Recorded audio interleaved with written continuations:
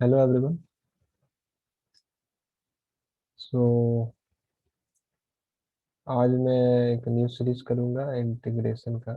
Okay, integration का। चलो, तो आज से हमारा इंटीग्रेशन शुरू होगा एंड इंटीग्रेशन में हम बात करें तो ये है तो बहुत इम्पोर्टेंट। ओके, बहुत इम्पोर्टेंट है, कैलकुलस का पार्ट है कैलकुलस।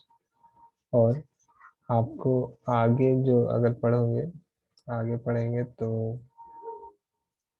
इंटीग्रेशन का आपका यूज होना ही है। ओके, तो इंटीग्रेशन में हम पहले तो देखेंगे indefinite integral. Indefinite integral. Okay,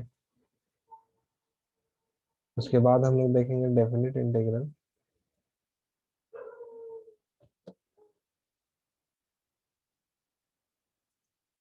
and वही इंटीग्रेशन का ही पार्ट है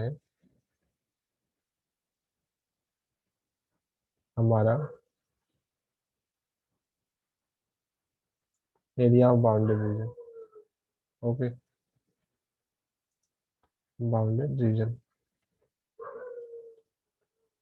तो अभी तो हम इंडेफिनिट इंटीग्रल से शुरू करेंगे। जो हमारा आज का क्लास होगा वो आज ये स्टार्ट होगा। उसके बाद बैक टू बैक पहले हम इंडेफिनिट इंटीग्रल फिनिश करेंगे, उसके बाद डेफिनिट इंटीग्रल खत्म करेंगे। उसके बाद हम लोग एरिया ऑफ बाउंड्री रीजन पे आएंगे। ओके, तो आपको सब कुछ यहीं पे मिलने वाला है, इसी मेरे ही चैनल पे मिलने वाला है। यस, मेरे चैनल पे मिलने वाला है। तो अगर आपने अभी तक सब्सक्राइब नहीं किया है तो कर सकते हैं।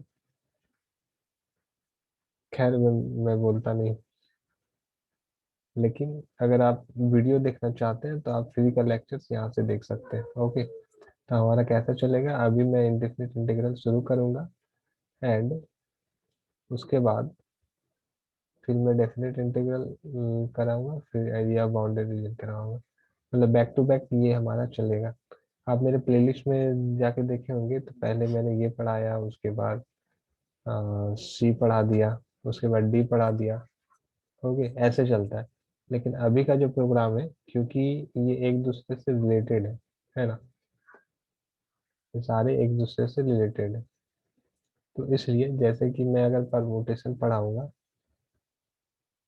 11 पढ़ा होगा आप लोगों ने, परमुटेशन के बाद कॉम्बिनेशन, उसके बाद बाइनोमियल थ्योरम। ये सारी चीजें बैक टू बैक पढ़नी चाहिए, है ना। अगर मैं सेट पढ़ रहा हूँ तो उसके बाद रिलेशन पढ़ना चाहिए, उसके बाद फंक्शन पढ़ना चाहिए। क्यों? क्योंकि ये एक दूसरे से बहुत ज़्यादा रिलेटेड है। तो बस यही यही है कि ये एक दूसरे से बहुत ज़्यादा रिलेटेड है। इसलिए मैं यहाँ पर बैक टू बैक यहाँ पर पढ़ाऊंगा एंड देखते हैं कब तक चलेगा, कब तक सारे टॉपिक्स कवर्ड हो पाएंगे। तो चलिए आज से शुरू करते हैं इंडेफिनिट इंटीग्रल। तो मैं एक काम करूंगा, ये मेरा जो वीडियो चल रहा है इसको मैं ऑफ करूंगा।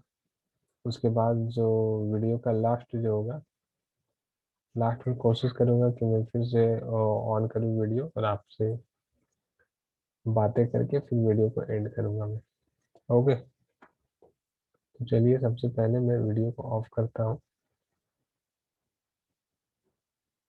यस, नाउ इसको मैं मिटा देता हूँ। अब बात करते हैं इंडेफिनिट इंटीग्रल के बारे में।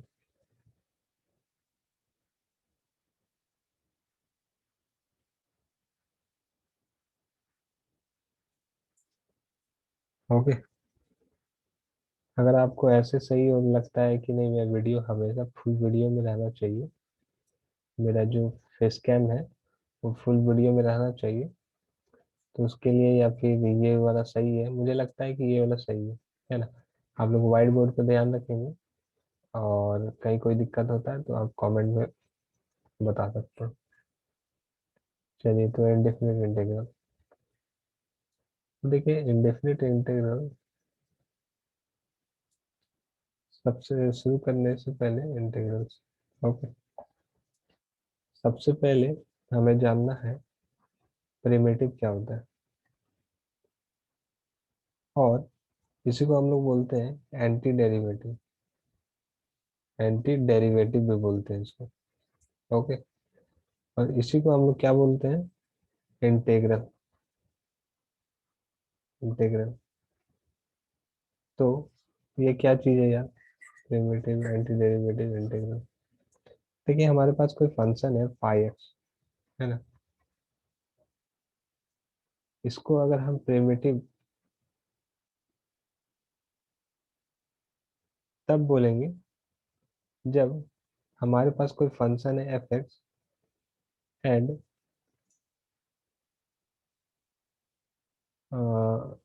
ये हमारे पास कोई दूसरा फंक्शन है एफ एक्स, और फाई एक्स को हम लोग एफ एक्स का प्रिमिटिव तब बोलेंगे जब derivative of phi phi x equal to f x होता है। ओके।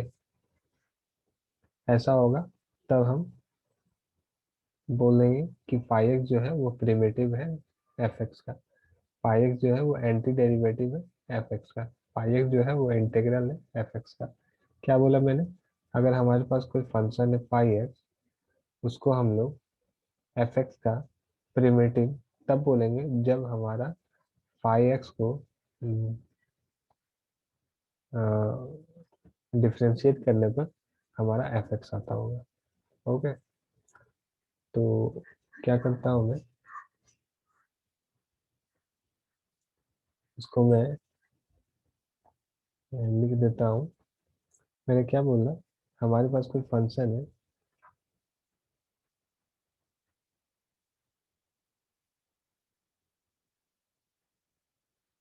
फंक्शन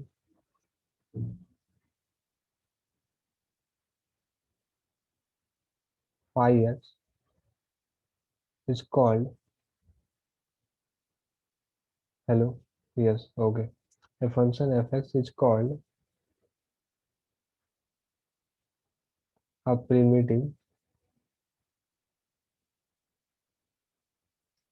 और इसको हम लोग एंटी डेरिवेटिव भी बोलते हैं, या फिर यहाँ तो मैंने लिख ही दिया है,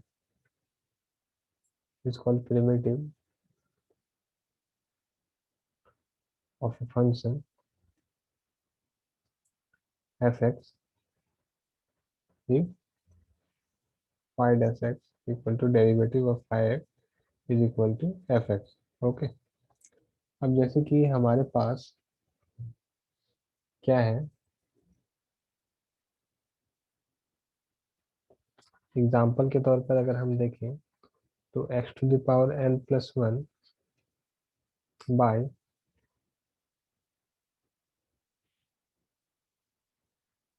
n+1, इसको नहीं लेते हैं, एक इजी सा ले लेते हैं हम। जैसे कि अगर हमारे पास x⁴ है, ये x³ का प्रिमिटिव हो जाएगा, है ना। x³ का क्या हो जाएगा, प्रिमिटिव हो जाएगा। इसको हम लिख देते हैं x⁴/4 is a primitive of x³। Okay. क्यों हो जाएगा, बिकॉज d/dx इंटू x⁴ करेंगे, इंटू 4 करेंगे तो हमारा x³ आ रहा है ना। तो x³ का जो प्रिमिटिव हो जाएगा वो x⁴/4 हो जाएगा। ओके। इसी तरह हमारा x⁴n+1/n+1 का क्या हो जाएगा, primitive is a primitive of x⁴n। क्यों, क्योंकि अगर हम डिफ्रेंशिएट करेंगे x⁴n+1/n+1 को, तो हमको क्या मिलता है, x⁴n मिलता है। ओके। तो ये तो आप समझ गए होंगे प्रिमिटिव, या फिर जिसको एंटी डेरिवेटिव भी बोलते हैं, या फिर जिसको इंटीग्रल बोलते हैं, वो क्या चीज होती है। यस। चलिए, तो ये तो बात हो गई हमारा प्रिमिटिव की।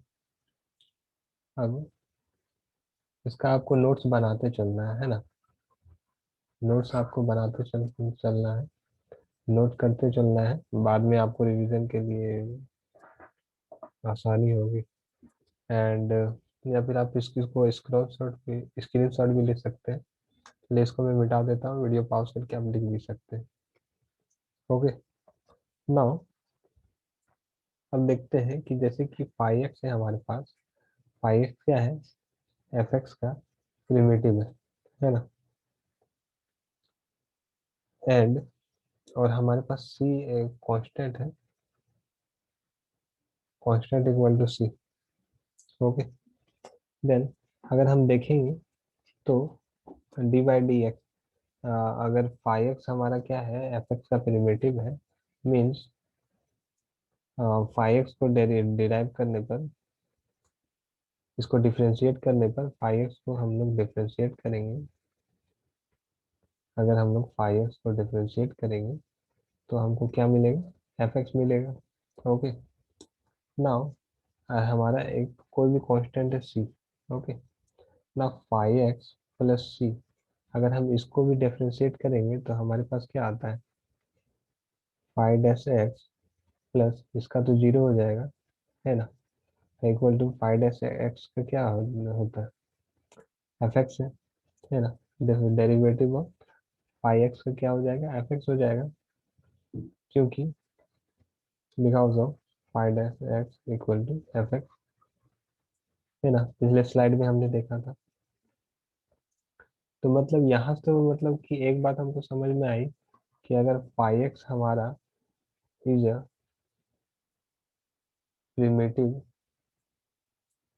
ऑफ एफ एक्स, तो हमारा फाइव एक्स प्लस सी भी प्रिमिटिव ऑफ एफ एक्स हो जाएगा। ओके। अब देखिए यहाँ पर जो सी है, ये हमारा सी कांस्टेंट तो हमारा कुछ भी हो सकता है, यहाँ तो इनफाइनाइट टर्म्स होंगे ना, इनफाइनाइट टर्म्स होंगे कांस्टेंट में। वन टू जितने भी नेचुरल नंबर है, रियल नंबर है, वो तो सारे आ जाएंगे। जितने भी हमारे कांस्टेंट फंक्शन है वो सारे आ जाएंगे।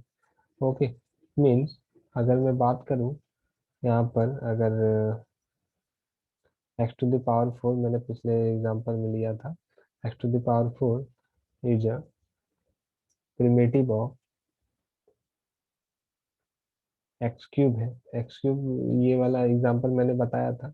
अगर x to the power four x cube का प्रिमिटिव है, तो x cube by x power four plus one भी एक्स क्यूब का प्रिमिटिव होगा, है ना। X to the power four by four plus, यहाँ पर अगर मैं लिखूँ फोर, तो ये भी एक्स क्यूब का ये प्रिमिटिव होगा। X to the power four by four plus, अगर हमारे पास कोई कांस्टेंट है ए, तो ये भी हमारा एक्स क्यूब का प्रिमिटिव होगा। मतलब एक्स क्यूब का इनफाइनाइट प्रिमिटिव हो सकता है। ओके। चलिए, चलिए तो यहाँ तक आप लोग नोट डाउन करते जा रहे होंगे, इसको मैं हटा देता हूँ। ओके। अब हम लोग आते हैं प्रिमिटिव मतलब एंटी डेरिवेटिव। आप लोगों ने ये टर्म का मतलब तो समझ लिया, प्रिमिटिव, है ना। इसी को हम लोग क्या बोलते थे? Anti derivative. और इसी का नाम क्या था? इंटीग्रल। तो इन तीनों चीजों के बारे में, इन चीजों के बारे में आप लोग वाकिफ हो चुके हैं, इन लोगों के बारे में आप लोगों ने समझ लिया। अब बात करते हैं इंटीग्रल के बारे में, आप लोगों ने समझ लिया है। अब इंटीग्रल में अब हम बात करेंगे इनडेफिनिट इंटीग्रल के बारे में। ये क्या चीज होती है इनडेफिनिट इंटीग्रल? ओके। तो चलिए देखते हैं क्या चीज होती है। सबसे पहले मैं लिख देता हूँ heading indefinite integral. Okay. Now अब हम लोग देखेंगे कि इनडेफिनिट इंटीग्रल क्या होता है। देखिए हमारे पास एफ एक्स हमारे पास कोई फंक्शन है। ओके। और मैंने यहाँ पर जो बताया x⁴ plus 4 is a primitive of x³ है ना। x⁴ प्लस 4 प्लस 2 ये भी इसका प्रिमिटिव है। x³ प्लस 4/4 प्लस c ये भी इसका प्रिमिटिव है। अच्छा, ये कांस्टेंट टर्म में कोई भी आ जाए तो ये इसका प्रिमिटिव है। ओके, ये आपको बताया था। तो ये जितने भी कलेक्शन थे ना, ये जितने भी collection family family of all its primitive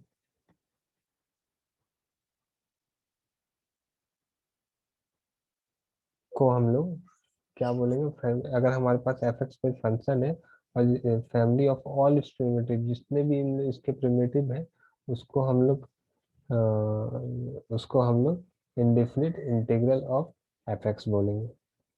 okay, और इसको हम लोग ऐसे डिनोट करते हैं, ऐसे एफ एक्स डी एक्स।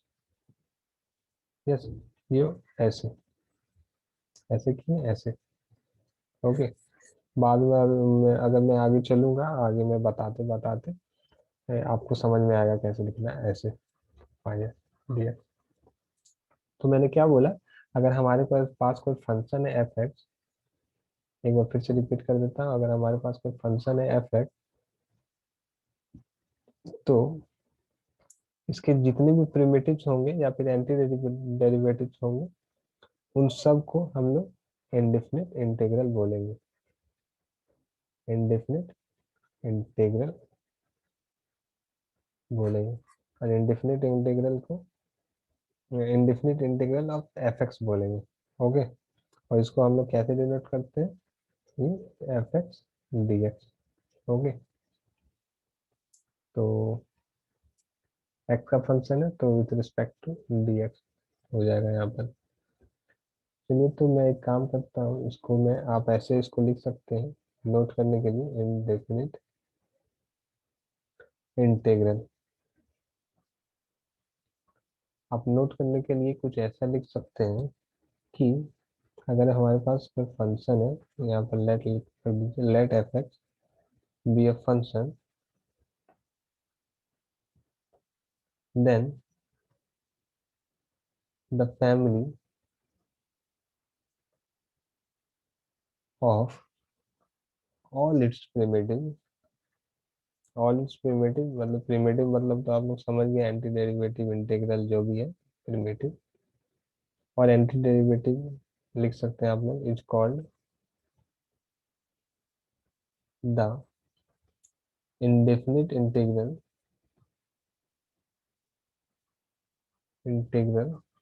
हमारे पास फंक्शन का इंडेफिनिट इंटीग्रल क्या रहेगा, फंक्शन हमारे पास एफ एक्स है, तो indefinite integral of f x. Okay, और इसको हम लोग क्या करते हैं, डिनोटेड बाय, ऐसा हम लोग लिख सकते हैं। कैसे डिनोट करते हैं इसको, वो भी मैं लिख देता हूँ, डिनोटेड बाय,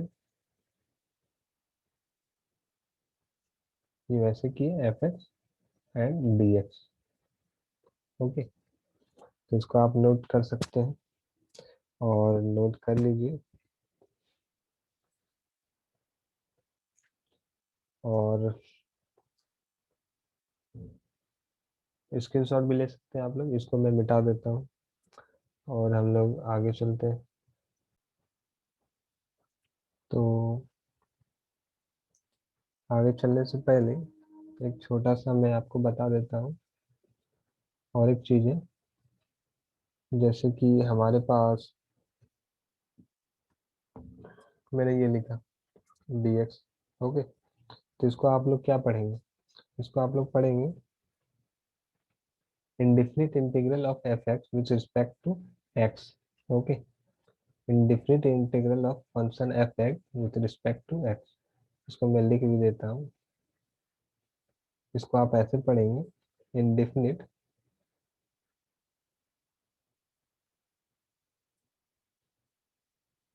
indefinite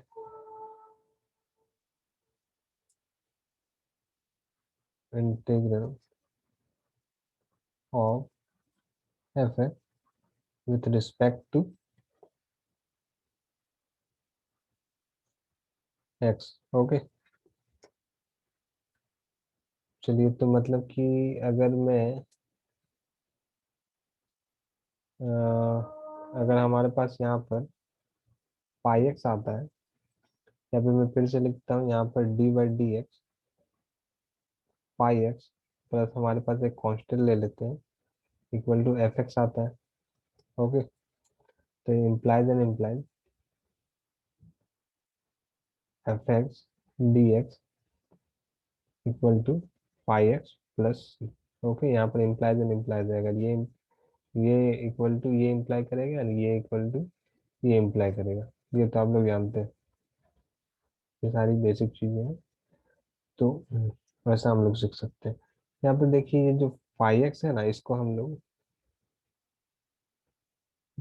क्या बोलेंगे? ये जो फाइव एक्स है इसको हम लोग प्रिमिटिव ऑफ एफ एक्स बोलेंगे। एंड ये जो हमारा एफ एक्स है, ये हमारा क्या है? इंटीग्रांड है। ओके, जिसको हम लोग इंटीग्रेट करते हैं। एंड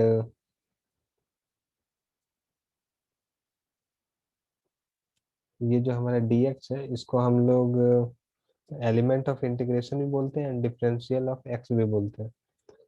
इसको हम लोग, या फिर इसको एलिमेंट ऑफ इंटीग्रेशन भी बोलते हैं। यहाँ पर मैं लिख देता हूँ differential of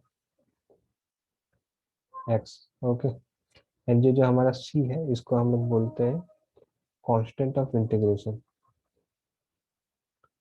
constant of integration. Okay, तो देखिए हमारे पास कोई भी फंक्शन को इंटीग्रेट करेंगे ना, तो वहां पर हमारा लास्ट में एक सी को हम लोग जोड़ देते हैं। क्यों? क्योंकि अगर हम इसको इंटीग्रेट करेंगे, इसको हम डिफरेंशिएट करेंगे तो सी का तो जीरो हो जाएगा। तो यहाँ पर हमको एक्स देगा। जैसे कि यहाँ पर देखिए, सी हमारा जीरो हो जाता है तो सी एफ एक्स देता है। तो इसीलिए हम लोग कोई भी फंक्शन को इंटीग्रेट करते हैं तो हम लोग अपने मन से यहाँ पर सी दे देते हैं। तो सी हमारा कुछ भी हो सकता है, जीरो भी हो सकता है, वन टू, जो भी हो सकता है। इसको कांस्टेंट ऑफ ये एक आर्बिट्ररी कांस्टेंट है जिसको हम लोग कांस्टेंट ऑफ इंटीग्रेशन बोलते हैं। ओके, चलिए तो ये चीज आप लोग को याद रखना है। ओके, ये जो चीज है ये आपको याद रखना है। चलिए, क्या बोला मैंने? यहाँ जो एफ एक्स है जिसको हम लोग इंटीग्रेट करते हैं इसको हम इंटीग्रांड बोलते हैं। इसको हम लोग प्रिमिटिव ऑफ एफ एक्स बोलते हैं। प्रिमिटिव ऑफ एफ एक्स बोलते हैं, इसको डिफरेंशियल ऑफ एक्स बोलते हैं, या फिर एलिमेंट ऑफ इंटीग्रेशन भी बोलते हैं। एंड इसको हम लोग कांस्टेंट ऑफ इंटीग्रेशन बोलते हैं। ओके, चलिए तो इसको मैं क्लियर कर देता हूँ। अब हम लोग फंडामेंटल कुछ फार्मूलाज हैं इंटीग्रेशन के, वो हम लोग देखेंगे। तो फंडामेंटल फार्मूला को बताने से पहले मैं आपको और एक छोटी सी चीज बता देता हूँ। जैसे कि हमारे पास इंटीग्रेशन और इंटीग्रल में क्या डिफरेंस है ना, इसको मैं बता देता हूँ।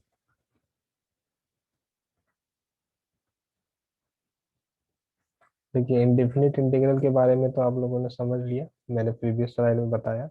अब देखिए, जो कोई भी फंक्शन है, अगर हमारे पास एफ एक्स है, अगर हमारे पास कोई फंक्शन है और अगर हमको इसका इंडेफिनिट इंटीग्रल निकालना है, तो ये जो प्रोसेस होता है, ये हमारे पास कोई फंक्शन है और इसका हमको इंडेफिनिट इंटीग्रल निकालना है। Yes, hello, okay. अगर हमारे पास कोई फंक्शन है एंड इसका हमको इंडेफिनिट इंटीग्रल निकालना है, तो ये जो प्रोसेस जो होता है इसी को हम लोग इंटीग्रेशन बोलते हैं, या फिर इंटीग्रेशन ऑफ एफ एक्स बोलते हैं, या फिर इंटीग्रेशन ऑफ फंक्शन। जो भी हमारा फंक्शन दिया हुआ रहेगा उसको हम लोग इंटीग्रेशन ऑफ फंक्शन बोलते हैं, इसी प्रोसेस को। मतलब आप लोग समझ रहे हैं इंटीग्रेटिंग ऑफ ए फंक्शन क्या हुआ, है ना? जैसे कि हमारे पास एक फंक्शन है एफ एक्स। सिंपली जो इंटीग्रेशन क्या होता है वो मैं आपको सिंपल तौर पे अभी तक जो भी मैंने बताया उसको सिंपल तौर पे मैं अभी बता देता हूँ। अगर हमारे पास कोई फंक्शन है एफ एक्स, ओके, और हमको इसको इंटीग्रेट करके पाई एक्स निकालना है, ओके।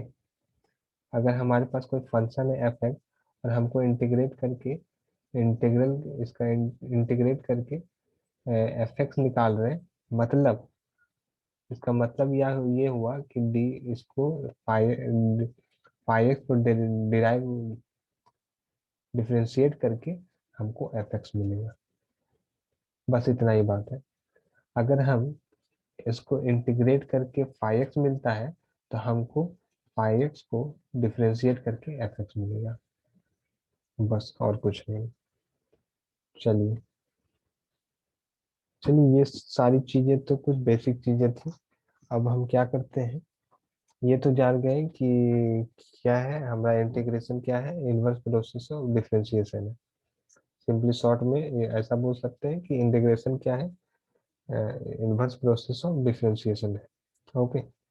नाउ जो भी हमने डिफरेंशिएशन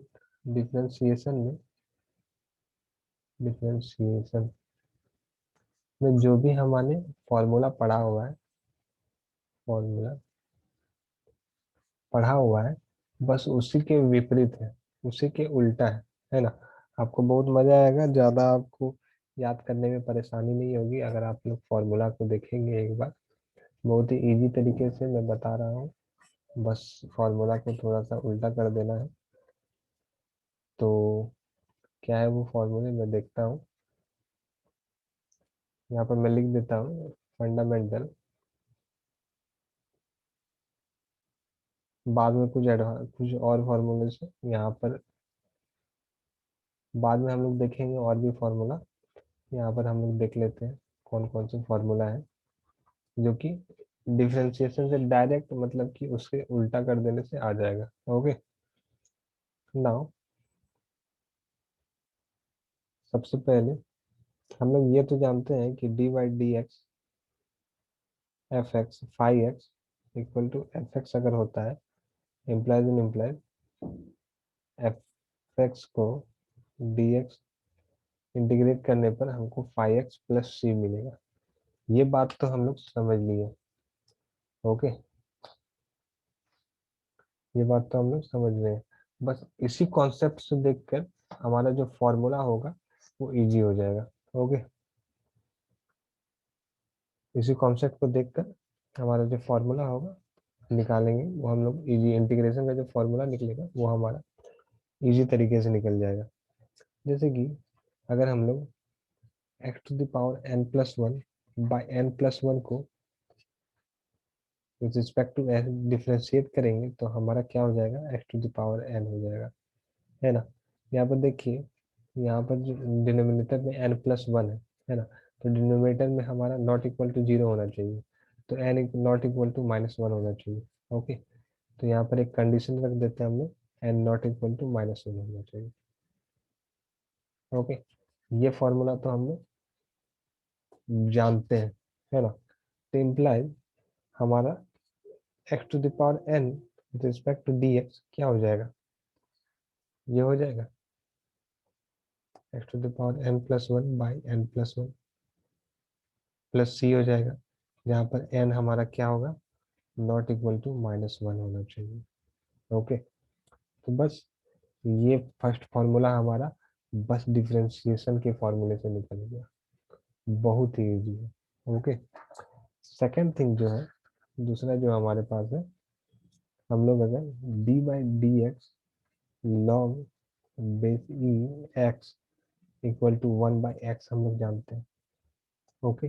तो बस यही इंटीग्रेट अगर हम वन बाई एक्स को कर दें, डी एक्स कर दें, तो हमारा क्या हो जाएगा, लॉग बेसी एक्स और यहाँ पर प्लस सी, ओके।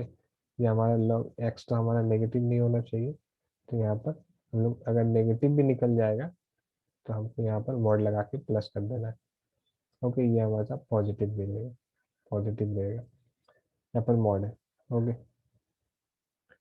चलिए, तो ये दो फॉर्मूले तो आराम से निकल गए। आप इसको क्या कीजिए, इसको आप कुछ भी कर सकते हैं, स्क्रीनशॉट ले सकते हैं या फिर इस वीडियो को पॉज करके आप लिख भी सकते हैं।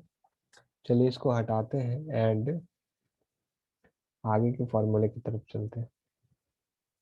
तो हमारा तीसरा जो फॉर्मूला है वो है digital power D x D by D x. Exponential function का डिफरेंशिएशन क्या होता है, वही होता है, मतलब अगर हम एक्सपोनेंशियल फंक्शन का इंटीग्रेशन करेंगे तो वो भी हमारा a to the power x होगा। फोर्थ वाली, अगर हम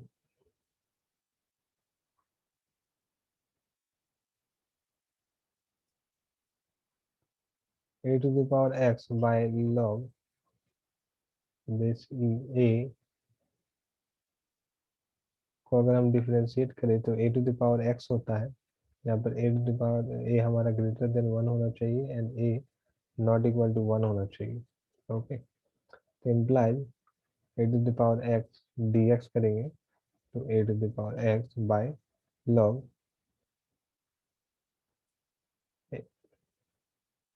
प्लस सी हो जाएगा। ओके, इसी तरह फिफ्थ नंबर में हमारा d by D x minus cos x करते हैं तो हमारा साइन एक्स आता है। इम्प्लाइड इंटीग्रेट साइन एक्स करेंगे डी एक्स करेंगे तो equal to minus cos x होगा। यस, सिक्स नंबर में साइन एक्स का डिफरेंशिएशन क्या होता है, हमारे पास कॉस एक्स होता है। इम्प्लाइड कॉस एक्स का इंटीग्रेशन हमारे पास क्या हो जाएगा, साइन एक्स प्लस, यहाँ पर मैंने सी भूल गया, कांस्टेंट यहाँ पर आएगा, यहाँ भी सी होगा, यहाँ भी भूल गया मैंने। ओके, ना इसी तरह अगर हम लोग टेन एक्स का डिफ्रेंशिएट करते हैं तो हम आप लोगों को याद होगा सेक स्क्वायर एक्स होता था। तो यहाँ पर सेक स्क्वायर एक्स का डिफ्रेंशिएट इंटीग्रेट करेंगे तो हमारा टेन एक्स प्लस सी होगा। ओके, तो इसके बाद हम लोग आगे बढ़ते हैं, इसको मिटा देता है मैं। उसके बाद अगर मैं आठवीं नंबर पे देखूं तो D by D x minus cot x equal to cos square x होता था। कॉसेक स्क्वायर एक्स होता था तो implied cosec square x d x क्या हो जाएगा, minus cot x plus c हो जाएगा। ओके, तो एक काम करता हूँ मैं, ये अभी तक तो मैंने समझाने के लिए लिख रहा था, अब मैं डायरेक्ट इंटीग्रेशन का फॉर्मूला लिखता हूँ, फिर आपको एक आइडिया लग गया होगा कि क्या हो रहा है। ओके, तो आपको आइडिया लग गया होगा तो इसको मैं खोल मिटा देता हूँ। अब नंबर 9 से मैं शुरू करता हूँ। तो हमारा इसी तरह sec x tan x d x क्या हो जाएगा, सेक एक्स प्लस सी हो जाएगा। इधर टेन में क्या हो जाएगा हमारा cosec x into cot x d x equal to minus cosec x plus c हो जाएगा। एंड इसी तरह cot x d x equal to log mod sine x plus c हो जाएगा। एंड टेन एक्स क्या हो जाएगा, minus log mod cos x plus c हो जाएगा। इसी तरह सेक एक्स का क्या हो जाएगा, log mod sec x plus tan x plus c हो जाएगा। एंड कॉस एक्स एक्स का क्या हो जाएगा, log mod cosec x minus cot x plus c हो जाएगा। And a square minus x square d x का क्या हो जाएगा, sine inverse x by a plus c हो जाएगा। ओके, इसको भी आप स्क्रीनशॉट ले लीजिए, इसको भी मैं हटा देता हूँ। नाउ ये हमारा 16 होगा शायद, minus under root a square minus x square d x का क्या हो जाएगा, cos inverse x by a plus c हो जाएगा। एंड 17 का क्या हो जाएगा, 17 में हमारा a square plus x square d x 1/a tan inverse x by a plus c होगा यहाँ पर। 8 में क्या हो जाएगा, 18 में minus 1/a square plus x square d x equal to 1/a cot inverse x by a plus c. And 19 में हमारा हो जाएगा 1/x under root x square minus a square d x equal to 1/a sec inverse x by a plus c हो जाएगा। And minus x x square minus a square d x equal to 1/a cosec inverse x by a plus c हो जाएगा। Okay, तो ये अभी तक तो अभी इतना ही फॉर्मूला आपको ध्यान में रखना है, क्योंकि ये इसके जस्ट अपोजिट था जो कि हमने डिफरेंशिएशन में पढ़ लिया था। ओके, इनवर्स ट्रिग्नोमेट्रिक फंक्शन का हमने पढ़ लिया था यहाँ पे differentiation, like sine inverse x by a का 1/√ए स्क्वायर माइनस एक्स स्क्वायर होता है। तो बस उसी तरह उसको अपोजिट करना है, कॉस इनवर्स का ये होता था। तो बस इसको हम लोग ऐसे लिख सकते हैं। तो आपको अभी इतना ध्यान रखना है, और इसको मैं हटाता हूँ। Yes, okay, yes. तो अभी जो मैंने फॉर्मूला बताया है उनको आप लोग को ध्यान रखना है। एंड जो भी मैंने बताया, अगर आप लोगों ने नोट्स बनाया होगा तो अच्छी बात है, उसको आप लोग देख कर नेक्स्ट लेक्चर में, मैं अभी तक तो यही रखूंगा, यही तक रखूंगा मैं। एंड नेक्स्ट लेक्चर में हम कुछ प्रॉब्लम्स करेंगे, एंड देखते हैं, लंबा से लंबा सेशन रखने की कोशिश करूंगा। तो चलिए आज के लिए यहीं तक। एंड कोई प्रॉब्लम होता है तो आप कमेंट कर सकते हैं। Thank you.